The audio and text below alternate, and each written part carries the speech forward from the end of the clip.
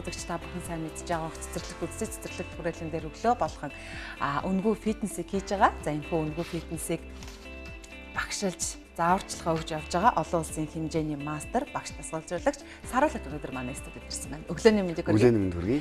За дөнгөж сая фитнесээ хийж агаад манай студид руу шууд ирсэн байгаа. Өнөөдрийн өглөөний хувьд бас бороотой өглөө байлаа шүү дээ. Өнөөдөр бас хичнээн хүн цоглоо.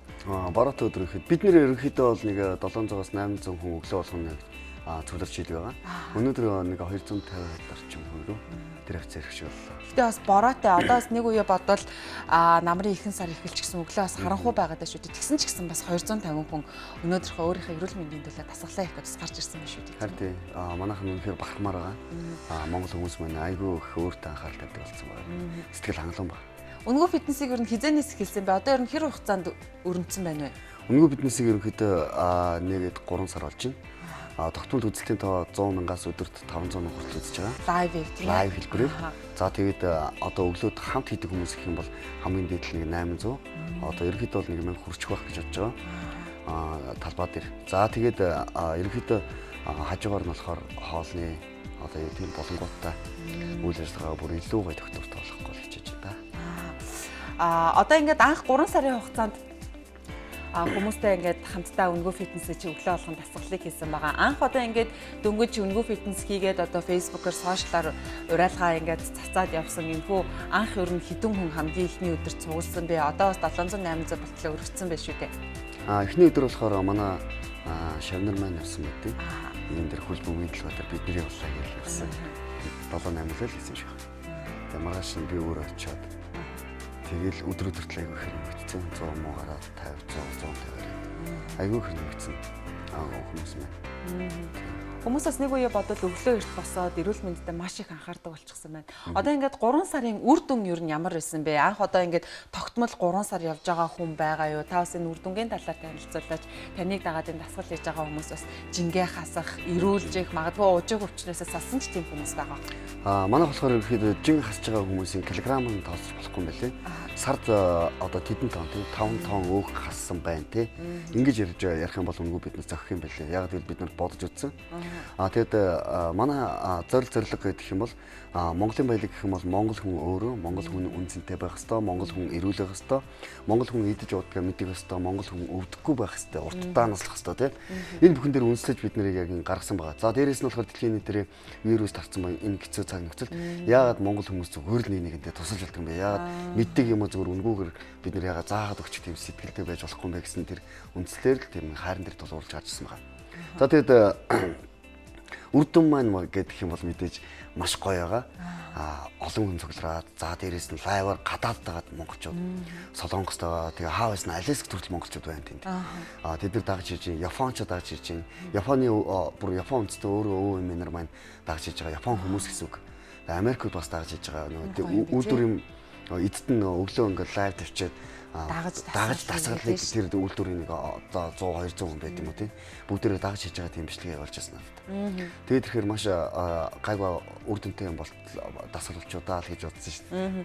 Зөвхөн одоо тэр 700 800 хүнээр хязгаарлагдахгүй бас тэ дэлхийд тарсан монголчууд заман гадаад орн зөвхөн та бүхний лайвыг үзэж дагаад ижинэ гэдэг чинь та бүхний санаачсан ажил маш том өндөр маш амжилтанд хүрсэн байна. Маш их үр дүн гаргаж байгаа юм.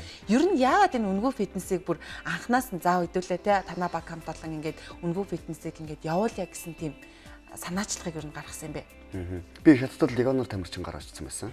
Легоноор гэдэг нь болохоор хөлсний тамирчин ба одоо ерөнхийдөө бол хятадд хөсрөгдөж ятсан тамирчин гэсэн.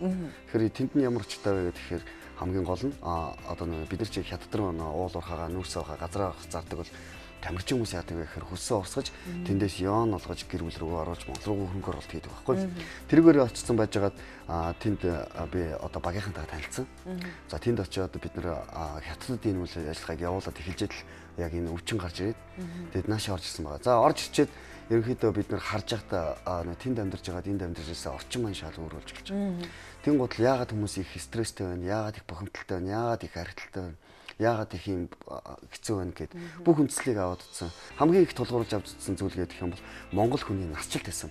Бид нар Африкийг 40 наслаад өгдөг гэхэд гайхдаг тий. Африкууд өөрснөө Африкийн одоо юу гэдэг зарим усууд болохоор айгүй өндөр наслсан гэж бодож байгаа байхгүй. Бид нар өөрснөө дөнгөж 60 хүрээл 50 60 хүрээл яваад идэг. Айл гэр бүлд ходоодны хор тавдартай, элгэний хор тавдартай бүх зүйлийн өвчлөлтөө тий дотор хөлтөө бүх хүмүүс байдаг. Чихрийн өвчтөй, сахарын өвчтөй, хүүхэд болчлаа шүү дээ, хүүхэд рүү орчлоо. Энэ бүгдийг харж агаад зөвөр манай өнгө фитнес төрийн бус байгууллага баггүй өнгө фитнес баггүй.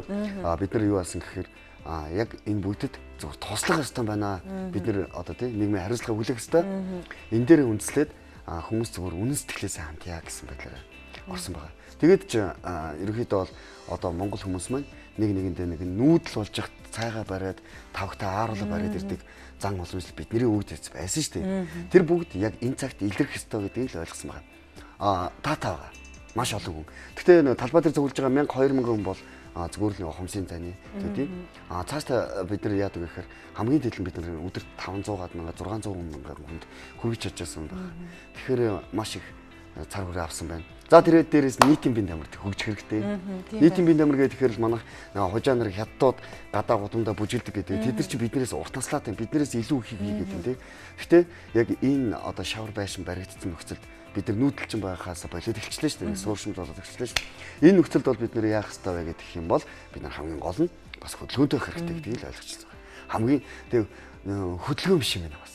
Хамгийн нэгдүгээр хоол юм байна. Зөв хооллолт шүү дээ. Дасгал хөдөлгөөнтэй заавал зөв хооллолтыг зохицуулж явах хэрэгтэй. Одоо яг Монголын үндэсний хоол гэдэг тэгэхээр чи яг ямар хоол вэ? Тэгээ хууцаа, бууз, хуушур гэх баавууз гэл ингээ явчих юм байл шүү дээ. Эдгээр ч бүгд хятад гаралтай ийм хоолнууд гэдэг юм байл. Яг үндэсний хоол гэхээр мах одоо юу гэдэг ааруул цагаа дээ. Бид нар тэр үед урт наслагал байсан юм шиг байна. Тийм болохоор одоо бид нар маань бүр илүү наслахын тулд одоо Монголын төрөөс илүү хоолн дээр нь тийм ач холбогдол өгсөөл гэж бодсон шүү дээ. Тийм байна. Одоо ингээд хүн өдөр ирэх гэсэн улам их нэмэгдээд зай талбай маань ч гэсэн бас хүрэлцээгүй болж эхлэх баг. Одоо ч гэсэн хүүтэрч эхэлж байгаа. Дараагийнхаа энэ зүйлүүдийг ер нь хэрхэн төлөвлөсөн байгаа вэ? Мэдээж өвөл хүүтэн тий. Мэдээж бид нар гадаа байх юм бол даарна. Монгол хүмүүсийн эрүүл мэндийн сайн сайхны төлөө бид нар явдгаараа явна. Энэ бол амар гоё тийм хайфай бүр амар гоё ажиллахгүй. Хүн өдөр болгон баярлаа гэж хэлдэг. Тэрэнд нь урамшаад бид нар өдөр болгон өглөө болгон 3 цаг тусдаг. Оройд 23 цаг өнгөрдөг, өнгөртөл суудаг. Ямаа төлөвлөж ин чинь бас зүгээр гэж байгаа тэр олон хүн зурхгүй шүү дээ. Цаашдаа яах ёстой гэх юм бол бид нар танаа юм 600 студ чиг тийм студ болохыг хүсэж байгаа. Нэгдэлтэй болохоор хоолны болонтой. За тэрэн дээрээ бол зүгээр гэртээ байгаа гүзээгээр ч юм уу, илгээр ч юм уу тий. Сүшин шиг яаж гоё хоол хийж болох юм бэ гэдгийг л хүмүүст харуулъя. Сонирхолтойгоор амьдруулъя тий. Зүгээр заавал брокколи, заавал цахианы зээж мах, заавал нэг давсгүй цагаан будаа биш. Бид нар зүгээр хөрөгчөнд байгаа хоолоор яаж ирүүлэр амьдрах ёстой вэ? Энийг л бид нар харуулъя. Яг нэгэнтэйгээ зохицуулж тий. За нөгөө талын болонд нь болохоор home fitness, бидний бас гэр фитнес гэж байгаа банахан аль биесээр ирэх авцсан. За тэр гэр фитнестэй болохоор за бөмбөг ашиглаад жирэмсэн ээжүүд маань төрсний дараа ээжүүд маань яах вэ? Тэ? Дараад нь бөмбөг ашиглаад ч юм уу гууц ашиглаад яаж хөвлийг хийх ёстой. Гэрийгээ зүгээр фитнес болгож чадахгүй ямар ч үнэтэй фитнест очиод чи хизээж амжилт гарахгүй гэдгийг л бид нэр ойлгох хэрэгтэй юм байна. Манайхан фитнест маш олон ихээр мөнгө төрчөөд тэн дотор ороод нэг багшийн царай хараад ч юм уу эсвэл гоё фитнес дотор нэг баахан тий Under Armour юу гэдэг Nike эднэр хольж өмсчээ тойрч алхаад амжилт хүргэхгүй. Одоо бид нар чимэхэд өвддөг үнэнгээрээ баяа гэдгээр л амжилт үзье гэж явж байгаа. За тэгээ манай институт дотор өшөө юу байх хэвээр гэдэг юм бол мэдээж хоол, эмчийн зөвлөгөө, эмчийн болон орж ирнэ. Бид нар маш тайлбар шаардлагатай тийм ээ. Нуруу ягаа суултаа тий. Нурууны суултч ерөөсө гизний хөвлийн булчин чанга хэвээр юм шүү дээ. Хөвлийн маш чанга байх хэвээр, нурууны булчин чанга байх хэвээр. Эдгээр чанга гэж бид нар нурууны суулт гэдэг өвчнөд хамрагдахгүй байх хэвээр мөлий. Бид нар бас эмч мэрэгжлийн эмчнэртэй хамтраад тийм зүйлийг хий гэж бодож байгаа. Чихрийн өвчин. Тэгээ эрүүл мэндийн яам бас оролцоосоо гэж бодож байгаа. Бас оролцох ерөнхий хэмжил дээр бас ярьж эхэлж байгаа. За дээрэс нь спорт хороо одоо шарвж амцах маань хүлээж авч уулзсан байгаа бид нарыг Монголын спорт хороо. За тэгээ тэрэн дээр бас олон асуудлууд яригдсан байгаа. Одоо хүмүүсийн хандлага хүн хөдөлгөөн хийгээд эхлэхээр те би энэ одоо ч гэсэн одоо эмэгтэйчүүд бидний хувьд одоо хөдөлгөөн хийгээд ингээд тураад ч юм уу те илүүдэлж ингээд хасаад эхлэхээр сэтгэл зүйн маань ч гэсэн сайхан болж ирдэг. Анх одоо ингээд тогтмол явж байгаа хүмүүсийн бас хандлага нь те тантай харилцаад явж байгаа тэр хандлага нь ер нь хэр өөрчлөгдсөн бэ? Бас нэлээд мэдээж эерэг тал руугаа явсан баг та тэр тал дээр бас хамт ажилласан одоо тэр хүмүүсийнхаа бас хандлагын талаар манай ярьж байгаа. За тэгээд нэг зүйлийг хэлэхэд өөрөө чи хэлээгүй Монгол нийтлэхэрээ турах гэдэг үгийг ашигласан байгаа шүү. Тэгэхээр нийтлэхэрээ бид нар тураал гэдэг юм уу турах турмаарах гэдэг томыг битгий ашиглаасаа. Ирүүлчих ба хэрэгжүүлэх, илүүдэлж ингээ хаях гэж энэ дээр яригдээсаа. Яагаад гэвэл турмаар байгаа бол үнэхээр Африктчаад амьдарч, Судаанд очиад амьдарч тий. Тэнд үхрийн шээс уугаад амьдрахад бид нэр тэнгтэй тэргүй турна. Стресс юунаас эхэлж үүсдэг вэ гэх юм бол ерөнхийдөө булчингийн их алдагдлаас болоод стресс үүсдэг юм байна. Энээс бол гудамд явж байгаа бид нар хоорондоо маргадаг. Юу ч хийхгүй мөртлөө одоо нэг улс төрөө муулаад юу ч хийхгүй мөртлөө тий бүх зүйлд ингээд их хошоо амн дүүрж эхэлдэг. Ялангуяа манай эрчүүд бүр сүүлийн үед эстроген ихссэн байгаа. Энэ хоолтой хамаатай. Тэгээд тэгэхээр турхан нэг тийм сайхан биш юм байна. Ямар ч хэсэг булчинтай байх хэрэгтэй юм байна. Булчингийн хувь нь хүүхнээсээ илүү байх хэрэгтэй юм байна тий.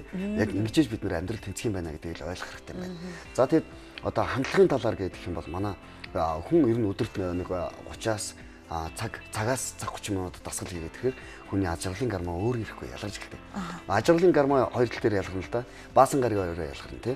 Каракенд ороод амар хайртай мөх янз бүр муухай юм хэрэглээд найзуудтайгаа өмнө болсон явдлаа яриад тэр үед хаппи аж аргалтай маргааш хүлэн босоод карманд мөнгөө сахал ургацсан байдаг шүү дээ. Яг үндэ бол өдөр болгоно аж аргалыг өгдөг ганц зүйл гэдэг юм бол спорт.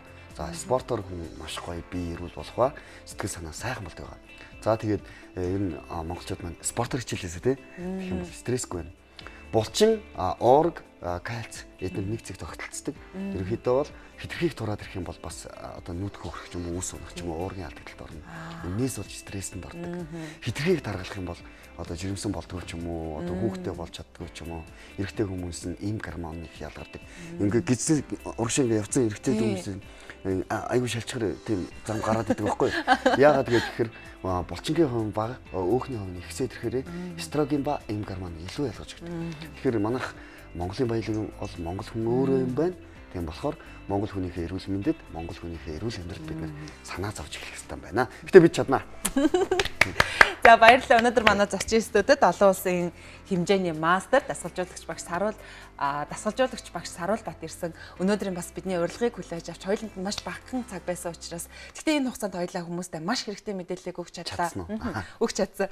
Тэгээд би ч гэсэн одоо хоёулаа ярилцсны эцэст би бас очиж нэг удаа очимоор байна. Нэг удаа очсны дараа бас үргэлжлээд байнга явдаг болчих юм байлаа тийм ээ. Үзэгч та бүхэн ч гэсэн өнгөө фитнесийг нэг зориод үзээрэй. Магадгүй танд өглөө хараахан очиж амжихгүй, магадгүй жоохон хол байж болно шүү дээ тийм ээ. Тэгэх юм бол өглөө болгоны явж байгаа тэр лайвыг дагаж хийгээд бас дасгал хөтөлгөөж эрүүл мэндэд анхаараарай. Ингээд та бүхний дараагийн бүхий л ажил чинь амжилт үсэ бидний урилгаар ирсэнд баярлалаа. Баярлалаа. Монголын үндэсний олон нийтийн телевизэд хамт олон хамгийн сайн бүхний хүсэн өрөө.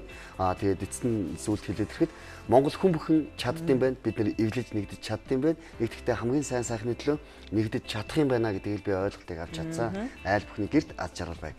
За баярлалаа.